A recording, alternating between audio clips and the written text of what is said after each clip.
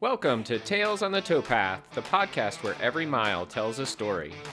We're two runners who spend a lot of time out here on the C&O Canal Towpath, talking about training, racing, and everything that happens between the miles. From early morning runs to the stories that keep us moving. This is where endurance meets inspiration, one step, one tail at a time. So lace up and join us on the path, because every trail has a story, and this one's ours. Welcome back, everybody, for episode 15. I'm Adam Lowe. And I'm Chris Earl. Hey, Adam, before we invite in our guest tonight, I thought it would be good if we just did a quick recap of how we did in the Outrun Us Challenge. As you know, that last day ended up being pretty exciting. So why don't you kick us off with how your day started and where it went, and then I'll fill in. Yeah, hey Chris. So, nothing is ever easy, right? So, I think we woke up on Saturday morning and we were 5.5 miles out of third place. So, we were in fourth place when we woke up. We knew we had some work to do. We knew Katia was going to drop some big miles on the day, and her partner, was it Carlos or Caleb? Who was Caleb. Caleb, right? We knew Caleb had a marathon on Sunday that he was pacing. So we were unsure of what he was going to do, leading up to that marathon the next day. So we had two wild cards to go against, and we definitely wanted to make a push to get to third place. So I woke up about 5:50, I think, in the morning, and I was running just after 6 o'clock, ran 8 miles on the treadmill because we're still dealing with the snow on the ground and the cold weather here in West Virginia. Got done with those 8 miles, showered, took my son to his regional indoor track meet in PG County. So it's about an hour and a half drive. The meet started at 10. So from 10 to about 2 o'clock, I was at the track meet with him. And this entire time I'm watching your Strava and you're just like chipping away at miles, which I'll let you talk about soon. So I'm getting anxious at like, man, I'm not holding my end of the bargain today. And meanwhile, no one else in the top five is posting any miles. So like they're just keeping it a secret, but I had my 8 miles done. It was posted. I get home from Ryan's track meet. I change as quick as I can because we have the Frederick Steeplechaser banquet and we had to leave by 5 o'clock. So I got home at 4, ran 5 miles on the treadmill again, and then showered quickly, got dressed, went to the banquet, left at 5 o'clock to go to the banquet. So now I got 13 miles done in the bag for the day. I think while I'm driving to the banquet, you text me and go, "Hey, Katia dropped 41 miles today." And I'm thinking, wait, that means somehow I got to get in 10 to 12 miles. And I'm sitting at this banquet until 9 o'clock at night at least. And we still don't know what Caleb's going to do because he's got a marathon tomorrow, right? So we go to the banquet, we're eating. I presented an award to Mariah Donovan, and then I presented an award to Katie. And after I present my award, they announced that we're going to take a 10-minute break. So I looked at Katie and I was like, "Hey, can I go run a mile?" And she's like, "You're in dress clothes." And I was like, "Yeah, but I got ultras on." So untied ultras in dress shoes, my dress shoes, they're ultras, brand new, never been running. And I had dress clothes on. I go run a mile real quick during this 10-minute break. Meanwhile, it's probably 15 degrees outside. So that gave me 14 miles for the day. And then we leave the banquet around 9 o'clock. It's a All right, 15-minute drive. Yeah. Let's pause right there and let me fill in the rest of the day. Okay, go ahead. Yeah, go ahead. So you would text me, really early. You had finished your 8 miles, and I'm like, okay, I'm getting on the treadmill now. Because like you said, we were dealing with 15-degree temperatures and 10-mile-an-hour winds and snow on the ground. Like, it was miserable outside.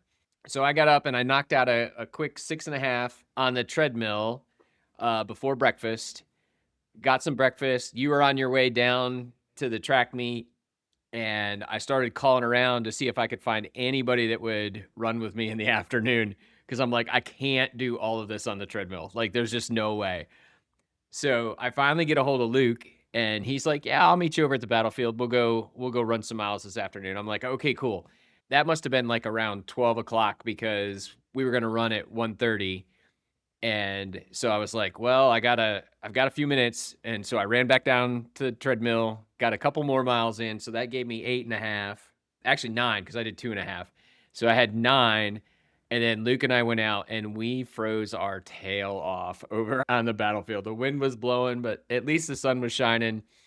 And I think we did 9.5 over there. So that got me to 18 to go with your 8 at that point. So at that point, I'm starting to feel pretty good because I knew you would come home and you would run some miles. But yeah, then shortly after that, I noticed no one is posting. And so I start texting you. I'm like, oh, everybody's holding out. Everybody's holding out. And then finally, Katia dropped that 41, and my heart just sunk because I knew we both wanted that third place so bad. And when she dropped 41, I was like, oh, we got to do something big now. So I think, at that point, I just made it.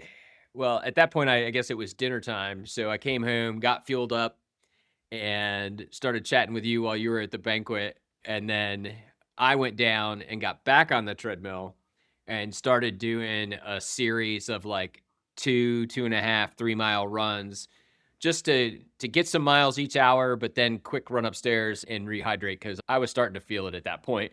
Yeah, it's interesting. Like to me, running on the treadmill is way harder. It simulates running outside in the heat and humidity. So in the winter, I usually don't hydrate as much. So running on the treadmill definitely takes it out of me more. Speaking to this, my other goal in here was to reach 500 miles. So as I'm driving, we leave the banquet. I'm sitting at 496 and a half, right? And I'm like, okay, 500's in the bag. I can go home. I got 2.5 hours. I can drop 3 miles easily, right? And, I'm texting you back to find out where Caleb is, what he's doing. Did Katia go run again? We got a pretty good, I think we had an advantage being that she's in the UK in a different time zone. So we got to see kind of what she did. But then, Taylor got to 500.8. So now my 500 wasn't good enough.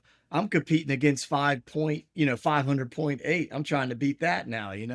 So it's all in good fun, but we both love competition. So it's something to, get us going and push us even further. But we get on 70 and it's about 9:15, 9:20 p.m. And I'm going home, going to try to get in 12 more miles so I can get in a marathon for today. And all of a sudden, traffic is just stopped. We're sitting there. There's all these ambulances, fire trucks, or I guess rescue going past us. And, we're just sitting there and we sat there for 30 minutes and it just sitting, not moving an inch. And it came across my mind. I looked at Google Maps to see if I ran past the accident, if there was like an exit I could go off of. But then I was like, it'd be kind of rude to run past like cars if there was a death. Like I was trying to be like, like what do I do? I was like, should I run laps around the car? Should I like run up and down the highway 100 meters at a time to get to a mile? Like I was getting pretty stressed out. I think one time like Katie said something and I was like, kind of snapped at her a little bit and I was like, okay, that's not the right move right now. I don't need to, I don't need to do anything that, so but like I was like, "Hey, I'm just sorry. I'm stressed. I'm trying to do all these miles and now it's cutting into my time." I had told her like I had plenty of time to come home, do an easy like 6.5 mile per hour, 7 mile per hour pace, and just try not to sweat and just relax a little bit. And as I'm looking at the clock, just going and going, I'm like, okay, now it's a 6.6 pace. Now it's a 6.7 pace. And by the time I got home and changed, I started the run at 10:24 p.m. So in order to get 11.2 miles in, I was running an 8.2 mile per hour pace for an hour and 25 minutes, trying to get as many miles as I could in. And meanwhile, I'm texting you. And I think at one point at like 11:45, you texted me and you're like, "Did you fall asleep? Because I haven't heard from you in a while." You're like, "Are you good?" I'm like, "Yeah, man, one more mile to go. Just I'm getting it. Just leave me alone." Like I'm trying to get in everything I could. So yeah, I ended the day with 25.3 miles and I stopped running at I think 11:55 p.m. is when I stopped running. So And I finished with 33 miles and I finished just after 11. At that point, I felt like 33 for me was going to be enough. And with you getting to 25, we were going to have it because Caleb had finally posted and he had done a mile and a half shakeout and only a 5K. So I was like, well, he's on the West Coast in California. So he's going to have the opportunity because we had to post before midnight, right? So we had to get our mileage down. I'm like, if he's willing to trash his marathon to go out and run a few miles before midnight and on the West Coast, I guess, he earned it. But it's not lost on me that we were probably a little lucky he had a marathon on Sunday and not just a wide open day to run whatever he wanted. I can't even imagine if the four of us had just all been free and just going for it. Like we might have run 200 miles between us. It would have been interesting for sure, but it was a great fun challenge. I know you've run further than you had ever run before in this month, and technically I did too. I mean, I ended the month with 508 miles, which was 7 miles longer than when I did the Calendar Club Challenge in July of 2 years ago. So what'd you finish the month with, Chris? I finished with 384, and that was 86 miles more than I had ever done in a month. I actually had my first 100-mile week the last week of January. So yeah, definitely it was motivating and fun. And I'm glad we both got through it without any injuries. That is pretty unbelievable that you ran almost 400 miles in the month and you had never gone over 300 before.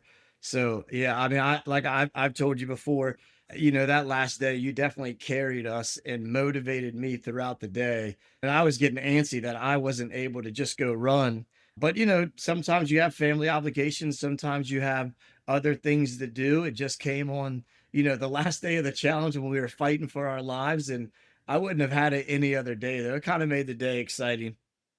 I still can't believe you got 25 miles in and you had almost 5 hours in the car, let alone all Yeah, the other yeah. things you did, but 5 hours in the car that day. I should have just ran everywhere. I could have had 125 miles. But it was a great challenge. And I know real quick, they are putting on another Strava challenge for the month of February. So if you're interested, you guys could go check that out. It is on Outrun Us.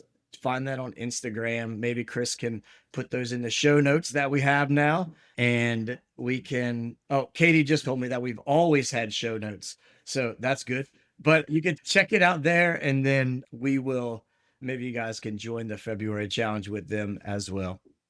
All right, Chris. Well, congratulations for getting us to third place. I really appreciate that. We are now on to our February series, and we decided we were going to talk to running couples because, February, Valentine's Day, it just kind of goes together, and we figured that would be a pretty fun topic. So today we have Mike and Megan with us, and they are going to share a little bit about themselves and their running adventures and running stories with us. So we are really excited to have both of you on our podcast today. Thank you for having us. Yeah, it's good to be here. We listen to this every week, so it's certainly nice to be a guest. Awesome. Well, I'm glad you guys could join us. Why don't we start with you guys just telling us a little bit about yourselves, and then I'll get into the hard questions. I'll go first here, and I'll be the first to say, and I guess other people probably can echo this. I hated running. I was a baseball player in college, and the only thing I had to do was run around the bases, hit the ball, and that's about it. So I used to hate when we had to go on runs in college around like the loop at the college and stuff like that. And after baseball, I've had, numerous injuries, 6 knee operations. I got pretty sedentary, working a desk job and, picked up weight I was at one point 280 some plus pounds. Had a scare. I was a single dad at the time. Had a scare with my liver. So I knew I needed to start doing something. So I went to a place called Core Life, started watching what I ate, started to get into wanting to do a Spartan race with my son, and running just took off there for me. I lost 100 pounds. So running for me has only been like 3 years, and more since I've been with Megan, more ultra running and more distance running. Hey, Mike, before we introduce Megan a little bit, I got a question for you. How many stolen bases did you have in college? I wasn't a base stealer. I got caught more times than I stole. I Uh, figured you were probably one of those guys that either hit a home run so you could jog yeah, around the bases, or if you made it to first, you were just praying to get out, weren't you? So yeah. you Oh didn't my have God. to run to second. I think I had in college, I probably had more home runs than stolen bases. I probably got caught stealing more than anything. Well, that's great. So you said you've only been running for about 3 years. Uh, 3 or 4. I think but this whole journey started in 2021 for me. And it wasn't really until 22 or 20, actually it was 23 when I started to run. So yeah, it's been 2, 3 years, right? 3 years. And now I got the bug, and running seems to be our lifestyle together. So, Mike, that means that you and I met pretty much at the beginning of your journey when you were in the Winter Warrior Challenge then. That's exactly, yes, that completely. The race at Antietam was one of the first 5Ks that I remember running pretty hard. And that's the first time I think we had met you, Chris and Adam, and that was at Antietam Brewery. Yeah, Yeah. I remember when you came up to Katie and I that day and you introduced yourself, and I think we talked for 4 or 5 minutes or so, and then pretty sure when you walked away, I looked at Katie and I said, "Who was that guy?" I had no clue. Like I'm the worst with names and faces. She's like, "You moron, that's Mike Martin. You know who that is." You know what I mean? But that's just so. Yeah, I do remember meeting you at Antietam for the first time for sure. Well, I remember the funny thing is my cousin Kevin Crawford and Stacy Crawford now, they used to come to the pub runs, and when I talked to Stacy about getting into running, she goes, "You're never going to beat Adam Lowe." And I was like, "Who's Adam Lowe?" So now I know. There you go. Perfect. All right, Megan, how about you? What was a little bit about your upbringing and how you got into running and stuff like that? I was not an athlete growing up. I didn't play any team sports. And it's not that I wasn't active per se, but, and you had Billy Rudd on the podcast, founder of Cloud Splitter Coffee the other week. Similar to Billy, he was discussing how his real love or first love would have been hiking. And that was me too. Like I like to just go saunter in the woods and take pictures of pretty things and explore nature. But I had this great idea that I wanted to do a backpacking trip across the Grand Canyon. And I wasn't in that kind of condition at the time. So, as part of my training regimen, I picked up a little tiny bit of running. And I mean, a mile to maybe doing a 5K with somebody would have been pushing the absolute limits of what I even was interested in doing at the time. And so I dabbled in it for a little bit, but that was about it for maybe 4 years after that until my colleague Rosie, who is one of my really good friends, challenged me to complete a half marathon with her. And she had done several. So we ended up doing Rock and Roll DC half marathon in 2023. And that was my first big race over a 5K. I hated it. My feet hurt. I was like, how do people dare go twice this distance? This is crazy. And I sat in that for a while. And then I realized, I'm in my best cardio shape of my life. I've always been interested in the JFK 50. We followed it. It's local. People come from across the country, across the world to do this epic race. My dad and I one morning got stopped on the way to a hike in Boonesboro, and 1,000 runners just took off up the hill. And I was intrigued by it, but like, how do people do this? Not, I'm going to do this. And then one day it was just like, I did a half marathon. Maybe I can go 50.2. And that's been all she wrote. That was 2023. A lot changes when you're alone with your thoughts because I didn't know anybody who did this stuff. So I trained alone my first year. And you learn a lot about what you want, what you don't want. And it wasn't long after that first JFK that Mike and I ended up getting together, and it's been a running adventure ever since. I remember watching Megan.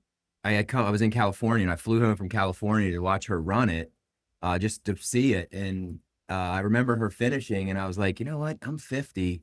How cool would it be to run the JFK? So as soon as she finished, she was like, I'm retired. And I was like, well, will you run it with me? I want to do it next year. So there you go. And suddenly we start training together. I had never been more than 10 miles. And I think on Christmas Day of 2023, she goes, let's run 15 miles. And I was like, okay, sure. And God, I was ready to die that day. And I was like, how am I going to do 50? Yeah, that was our first Christmas together.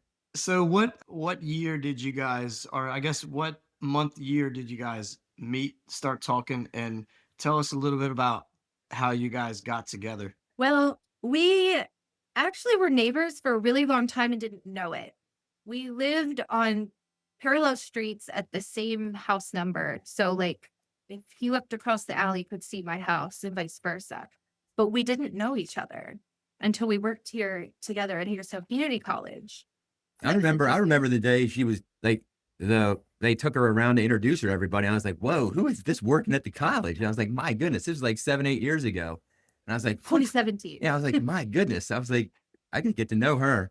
You So- probably said, I wish she was my neighbor.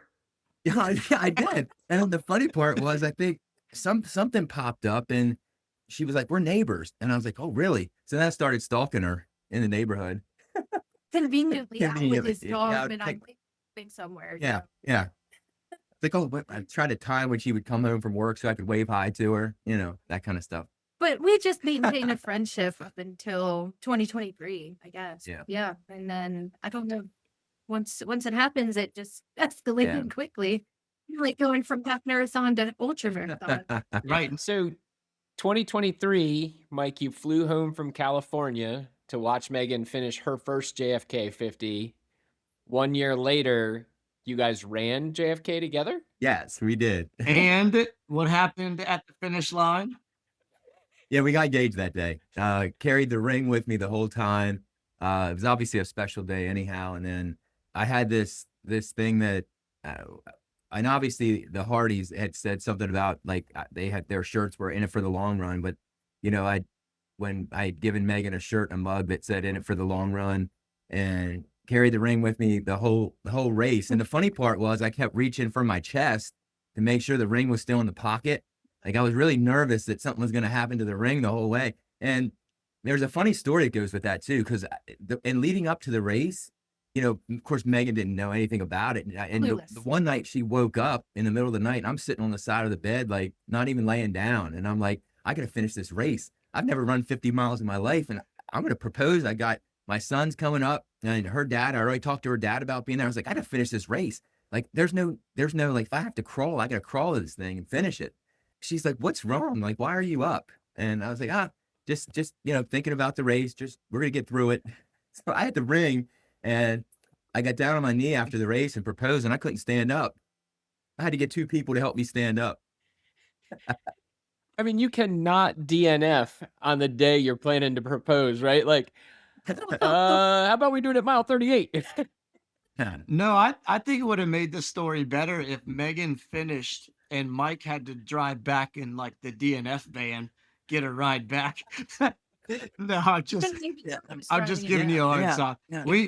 You know what's crazy is I had no idea that was your first JFK, Mike. Like as far as you had only seen the race a year earlier, and then that's pretty commitment, right? That's a pretty big commitment. Like not only were you going to finish the race, but then you were going to propose at the end. That's that takes some guts. Megan was on a plan the year before. And I was like, you got to help me through this. Like, I don't have any idea how to even train. Like, I don't know I've never been more than, 6-7 miles on a run. Like, how am I going to run 50? And I remember, in my 30s and 40s, I remember seeing people run the JFK and I'd be like, my God, they look like they're miserable. I would never want to do that. And I'd be driving down toward the racetrack in Charlestown to watch horses. And we'd always get upset that the race was like causing delays and stuff like that. And I was like, I could never do that. And of course, I watched her run it. I'm like, it was fascinating from the first time, and I guess all of us have that story. The first time we see the JFK, we're part of it. You're there at the aid stations, you're there at the finish line. And it's like, okay, I really want to do this. And Megan got me through that first year with all the training and the miles and the plan that we were on. And, so, it was a really, really special day.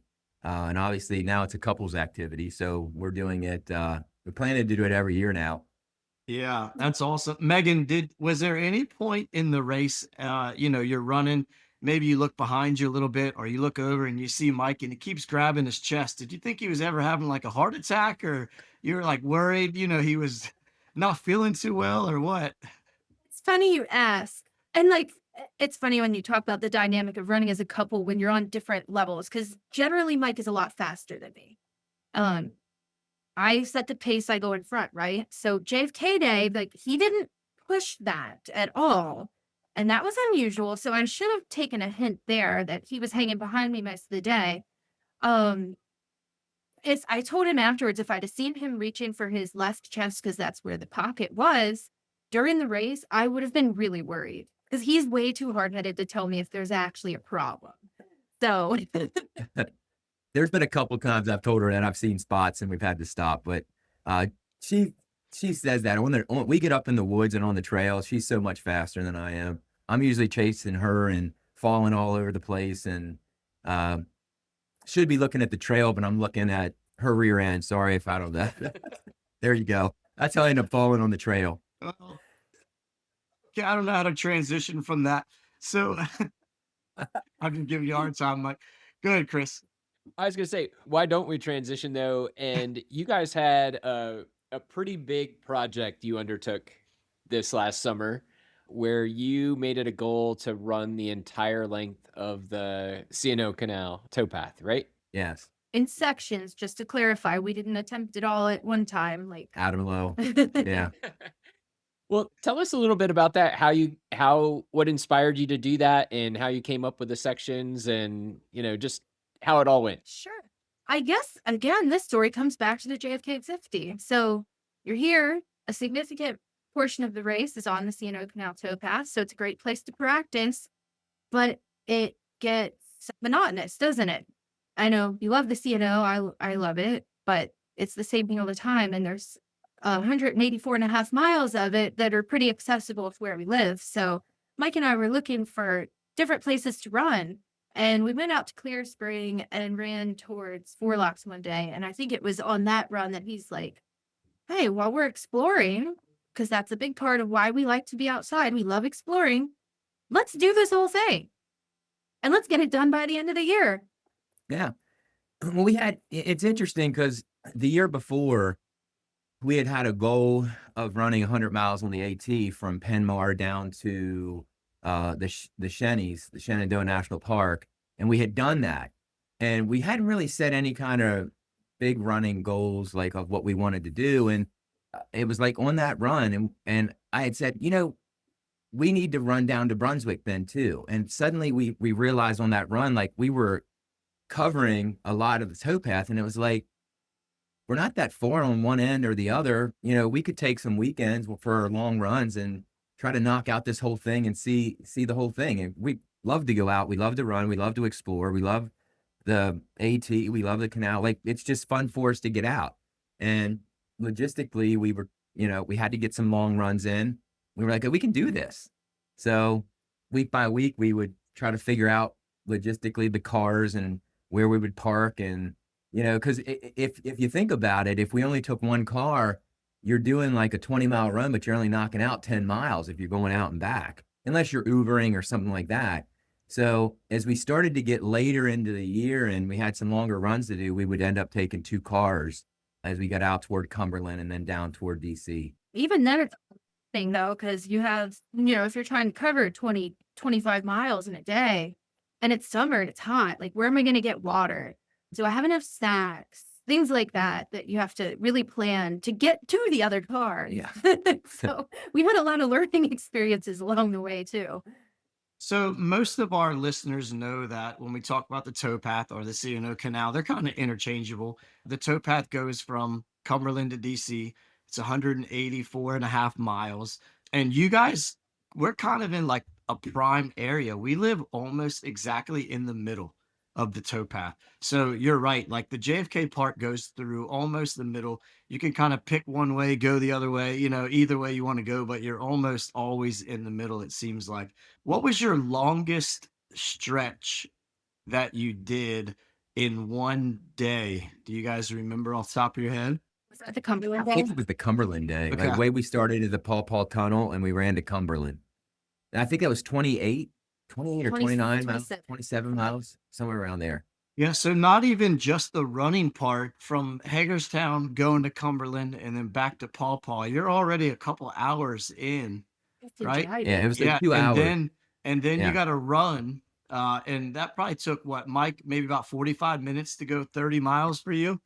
So I think it was 45 minutes till my first bathroom break. but and then eventually when you run that, you get back to your car. Now you got to drive back to your other car and then drive home. So you're talking about an entire day. It's a whole day Yeah, investment. Yeah. easily. So yeah, so it's pretty impressive that you guys were able to coordinate this and do this all, within half a year from June to the end of 2025. So I just have a couple more questions on it. What was your favorite section? I'm trying to think. There were we it's funny that you say that because as soon as we got this done, we came up with a list of superlatives of what we were on our way to North Carolina to see my son, and we were going through all our superlatives about our favorite stretch and the most unsung part of the canal and so forth. I think when we did that, I think I had said that I liked the stretch down around Point of Rocks, like that whole there's a pretty section down there that goes from like I think around White's Ferry down to Carter Rock, like in that area, where the canal you have the river with the rocks and some of the waterfalls down in that area. You have like little where the towpath goes, you have little waterways and lakes that are kind of on the left. So it's kind of, and I think Adam, Chris, I don't know if you ran down there, but Adam, I knew you got with doing the whole thing. You know what we were talking about, and you had even said that was like a nightmare stretch for you. I think when we were talking, but just the way that the canal looks, and you have like little trails to the right of you before the river. I thought that was a pretty section of it. Yeah, I agree. That is a great section. When I said it was a nightmare for me, it was because I was deep into the pain cave. I was absolutely miserable at that point. I think I was just trying to stare at the dirt in front of me and just move forward. But what about your least favorite section? Did you have a least favorite section? Or Megan, do you have a different favorite one? Honestly, there's no place like home, and like Harper's Ferry was my favorite. Yeah. Like that's close. We're there all the time. But yeah, that's it. It's just pretty, and it's accessible, and there's so much to do around there. We can go over again, ice cream cone.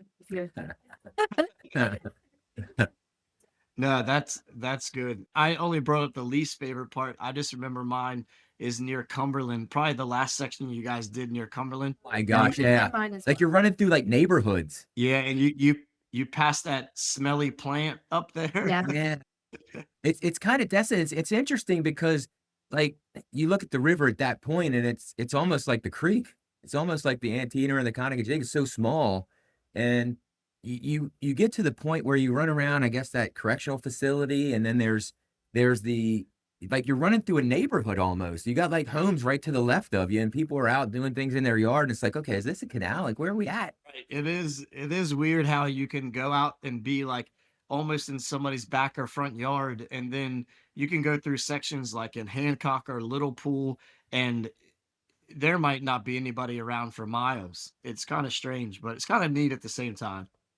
Yeah. And one thing I thought was weird about that is probably within like 8 miles of Cumberland, you cross a lot of roads, but there's no one. There's no people. No one wants to be out on that section. And we hardly saw anybody when we're out that way. And it's just as very much different than running through Georgetown. Like you're literally running through the town with people shopping. Yeah. As you near the end of it. And it's like you go from one extreme to the other. and weaving in and out of blocks and streets and alleyways just to get to the post that basically is the beginning of it. Yeah, when I did it, I could not find that post. It was pretty frustrating at the time. It A is. little bit of effort It to is. find that post. And It's like tucked around that like it Since boat yeah, center. Thompson's Boat Center. It's like you got to yeah, run all around it, and it's like, where are we at? You guys have a tale from the towpath that you'd want to share? Anything, any funny stories or adventure stories? We had the one day, and I was struggling. Well, I got two stories that I think are pretty funny, but the one day I was struggling. It was just a bad day for me, and I just wanted to stop. I was thirsty. I didn't have enough water. I was hungry. I wanted a snack. I was miserable, and I think we were 13 or 14 miles in. And I was like, man, can we stop? Like I'm miserable right now. And she's like, oh, let's keep going. Let's make it to mile 15 and then we'll stop. Like, I think there's a water place that we can stop and pump some water. So I was like, okay. So we're running. I swore we ran like 3/4 of a mile. I looked down at my watch and it's like we went 2/10, and I'm like, God, we still got 8 more. I want to like I was ready to die. So I struggled to get to mile 15 of the day, and then I about basically dropped over on my hands and knees. I was like, what were you just doing there? Like that's crazy. I need to stop. I need water right now. So that was the one. And then the other day, like we've had our moments where we talk a lot, and then there's other days that I, I'm I'm basically she's called me a high maintenance runner with all the things like I have to, take my gloves off. You know, she's like real quick with her bathroom breaks. I take forever. But there was a time she sometimes it gets funny because I talk a lot when I run, and sometimes she's not necessarily the talkative kind when we're running. So the one day I was already thinking about food, and or I think it was when I raided Cumberland when we were going to get pizza, and I was like, "You want French fries today?" And nothing, got nothing. I was shaking my head. I was like, I want French fries today. I was like, can we get French? So it became a big joke about us eating French fries and our moments on the path with the question French fries. well, that's a good point. So, like, since you guys, I mean, you guys ran the entire towpath in sections together, right? Like, Mike, you didn't go out one day, then Megan covered it the next day. Like, you guys were together this whole time. So, like, that's a pretty good dynamic. Like, Megan, what did you do when Mike was going through this little hissy fit stages? Did you just, run 50 meters ahead of him and just say, come on, get up here? Like, or did you like ignore him? I mean, there's a lot of dynamic here. You guys are spending hours together alone in the woods, and you still have to go home afterwards and spend more hours together. You're right. So I guess a lot of that comes with knowing the person you're with. And it's like, okay, when is he just complaining? When am I just complaining? And when are we seriously having a problem? And sometimes with Mike, it's hard to discern because he won't tell you if something's actually wrong, and he will complain if something's not actually wrong. You know what I mean? So, yeah, honestly had to look for physical signs. Like, is he actually dehydrated? Is he showing signs of heat exhaustion? um, but you just learn the other person and what they need in that moment, and you just power through. And we love running together. It's one of those things that we make a day of it.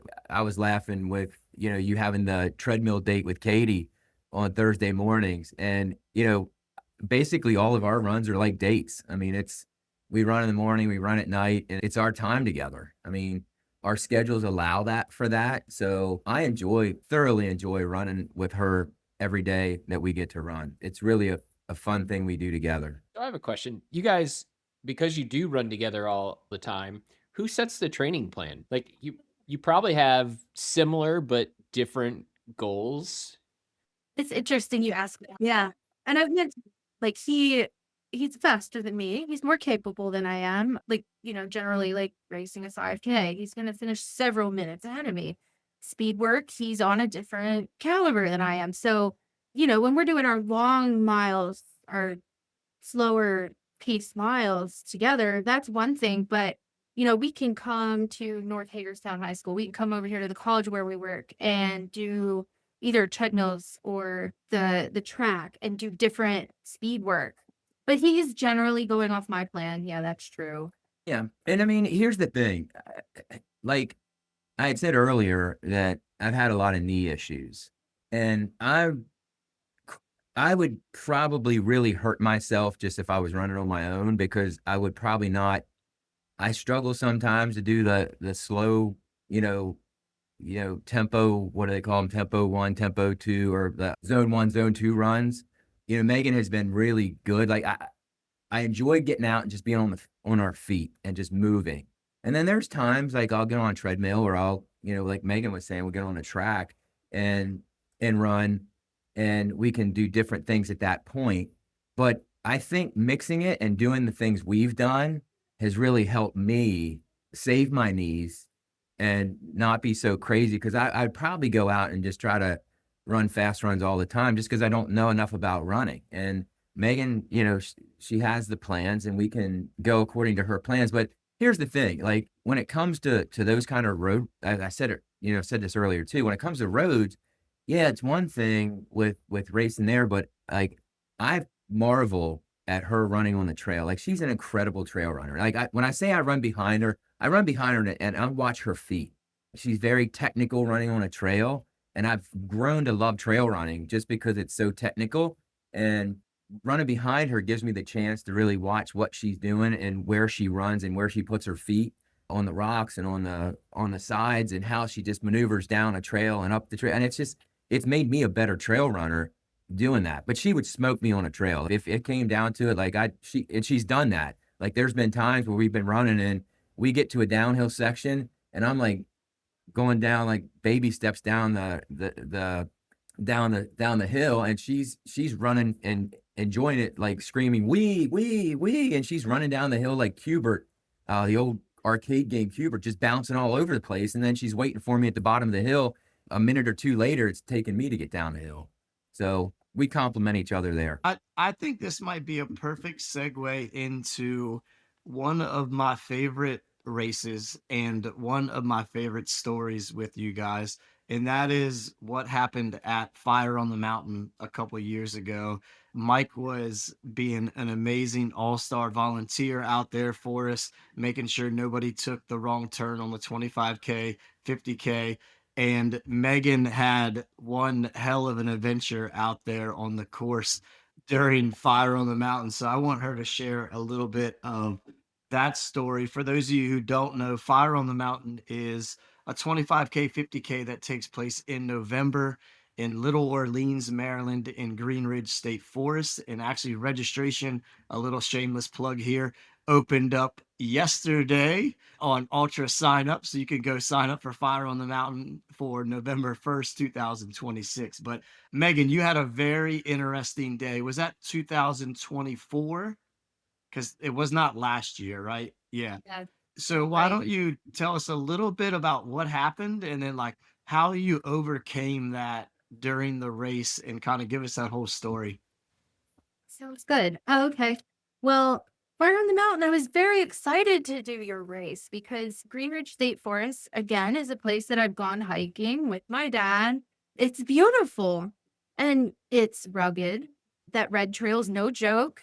They named a segment, Why, Adam, on that course for a reason. But it's fun. And I was excited to do this race. And I was going out and I was sending it and I was trying to hang up there with those top ladies. And probably about mile 14 or so, about 2 miles before the turnaround, I started noticing that my eyes they were irritated, they were bothered, they were getting a little blurry. And I've had that happen when running distances and it's cold and it's windy. So I wasn't too terribly concerned at that time. Made it to the Oasis at the turnaround and got some aid and then turned around and started the return trip. But progressively, my vision kept getting worse. And I think at one point before the turnaround, Chris, I passed you in the course and didn't even recognize you because the vision was starting to go at that point. So you're on the green trail. That section it's a little less technical than the red trail. I'm making do. But at one point, like I fell in a hole and I couldn't see where I was going. And I just stopped and had a little temper tantrum. I'm like, how am I going to get through this? Why didn't I just stop? And then you pull yourself together and you keep going. But as I kept going, my vision kept getting cloudier and cloudier and cloudier.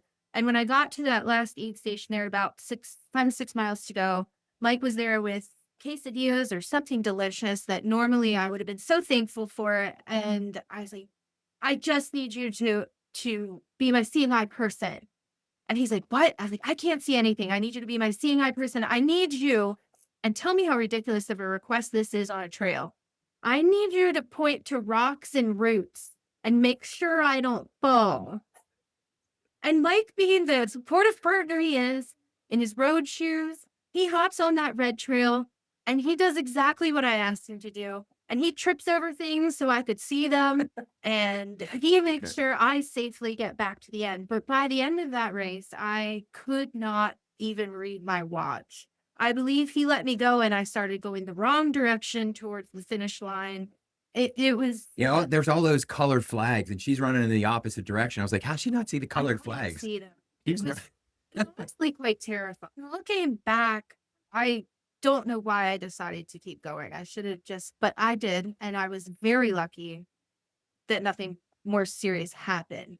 But I was scared then at the end. Like I had never had this progress to the point that my vision was this blurry. And you guys were telling me it looked like I had like glaucoma going on in my eyes. And within a few hours after the race, it subsided. And it took maybe about 24 hours to get back to normal. Was able to get in with an eye doctor that Mike knows, and she was quite perplexed by my situation. She measured all kinds of pressures and things in my eyes at my appointment. Everything was normal. So she asked me to go out and do like a really hard run and then come back and see her so she could take more readings. So I did that. Everything was pretty normal, but she did some research and got into some professional organizations and was able to find some people who were familiar with a condition called ultramarathon induced corneal edema. So, long story short, I have a rare condition where my eyes, and it can be exacerbated by things like wind, cold weather, but my eyes don't flush the lactate that's produced when you're doing a really hard effort. And over longer periods of time, so you see this more typically in ultra marathon runners, cyclists, skiers, that builds up and it causes your vision to get very blurry. And as far as they can tell, there's not been long-term studies on it. It doesn't seem like there's long-term damage, but we really just don't know. So I'm on a regimen now where if I want to run a distance, I have drops that I take as a preventative. But once it starts going, the drops won't help it. So I really have to protect my eyes from the elements. And it's just become a part of what I do now. But that far on the mountain race was wild. that was also the first race I was introduced to atom distances. And as I was like, I was supposed to go out to the cutoff where the 25K and the 50K split. So, Adam being Adam's like, oh, it's about, 3/4 of a mile down there. You'll take a right. And then it's like another, half a mile. And I'm like, okay, I put my watch on, start running. I'm like, I get 3/4 of a mile. I was like, I missed something. I was like, uh-oh.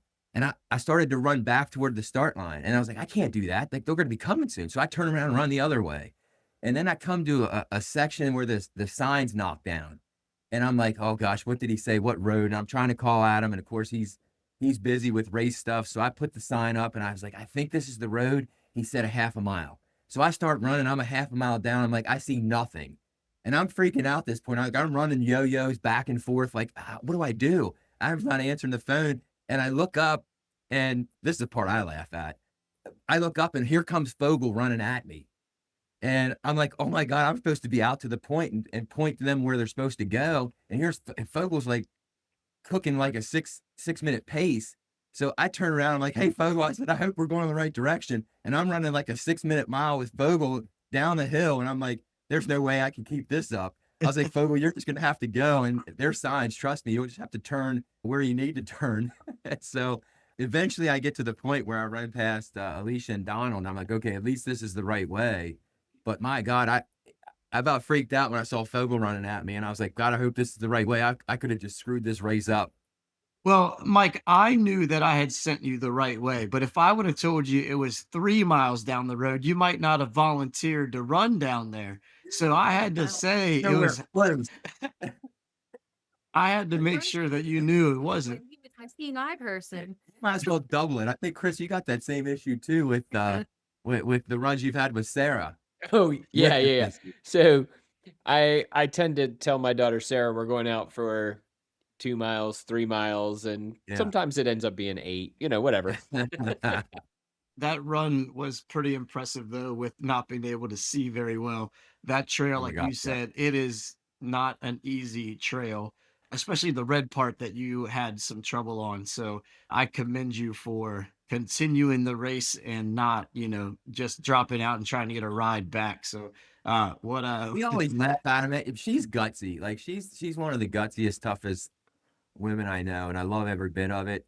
Like it would literally have to have been something that she couldn't have finished it somehow, but she's so determined. She's one of the most determined people I know, and it's awesome. She pushes me. I like to think I push her too, and it's really good. But she puts her mind to something, she's gonna finish it. So I have one more story I want to hear about. This summer, you guys did something a little bit different besides running. You did, I don't know, you would call it like an adventure race or something, a multi-sport adventure race. That's exactly what it's called. Is Yeah. that what it's called? Wow, look at me. Yeah, Like, adventure race. Exactly what it is. How did you guys get hooked up in that and how did it go? that's a great question. Yeah. Again, begins with one of my colleagues or former colleagues, Alexis, and her husband, Anthony, that we've become good friends with. And they have this habit of taking us out, getting us a drink, and then coaxing us into signing up for things that we might not normally do. Yeah. Sound like Yeah. amazing friends. To get you guys Yeah. addicted sometimes. Oh, you'll sign up for some kind of race you don't even expect. So Anthony is the one that's the brainchild behind this, Alexis's husband, and he had always had an interest in doing adventure racing. And I had watched some series on TV with people doing like those adventure races in Alaska and stuff. Like, cool, maybe one day I'd like to dabble in it, whatever. But yeah, that day we ended up signing up for one that was happening again in Harper's Ferry. And adventure races, well, this one that we signed up for had 3 different, I guess not legs, but different activities that you're doing. There's a cycling component, which none of us are cyclists except for Anthony. There's a running component, which we can do. And then something that I recommend everybody go get some practice doing would be the rafting segment, because none of us did that. It was a lot of fun. So you get a map, they drop you off somewhere, and you're responsible for navigating without any technology. So no phones are allowed during this event. You navigate to different checkpoints within the course. And it's like a GPS electronic thing that you scan in once you get there. And the objective is to get the most points for reaching the different checkpoints along the course in the least amount of time.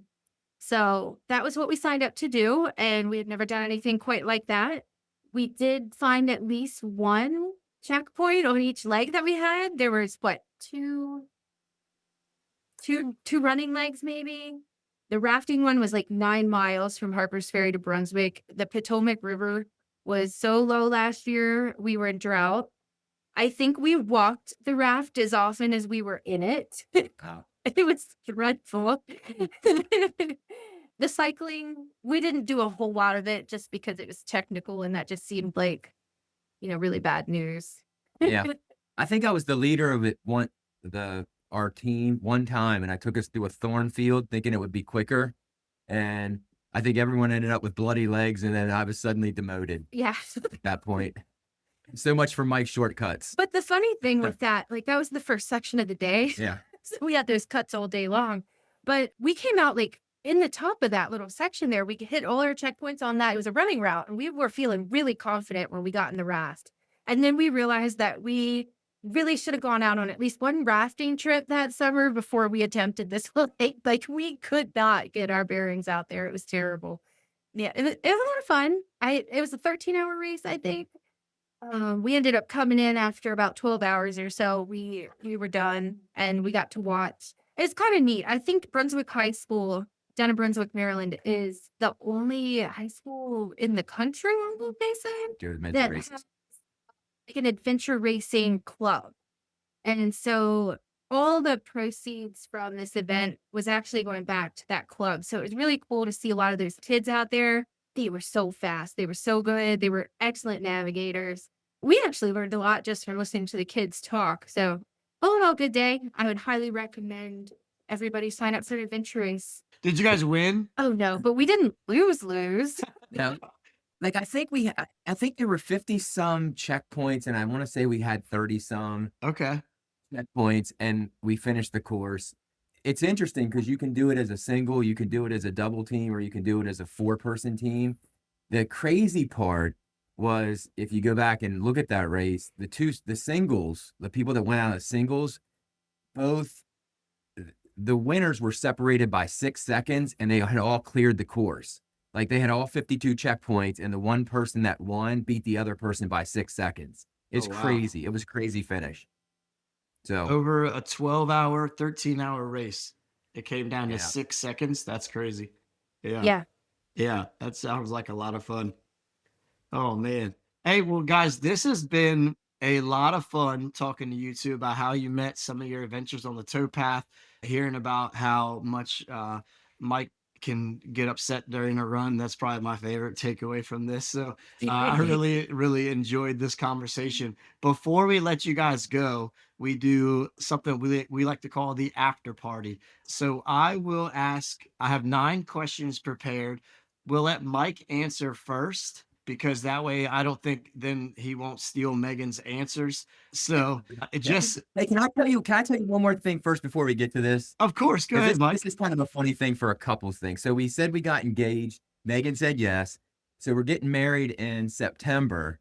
Okay. And then as part of our honeymoon week, one of the goals this year we had was to do a 100K race. So the week after we get married out in Washington State, we're doing 100K out in the North Cascades. That's which our is- honeymoon. that's our honeymoon. Oh, that's cool. Have So, you already signed up for it? We did. yeah. Okay. We were looking at the West Virginia Trail Fest, but the timing of that wasn't going to work out with us being able to spend time with my son's graduating college this year. So immediately we started looking for another course.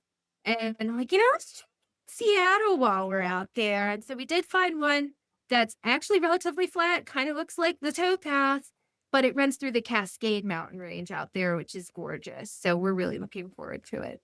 Okay, cool. Well- I will go ahead and get signed up for that as well, because I don't think many people know that I am ordained, or I'm going to get ordained, and I'm actually going to marry Mike and Megan. So this is a pretty cool thing. Then we can do 100K together, and yeah, that would be great.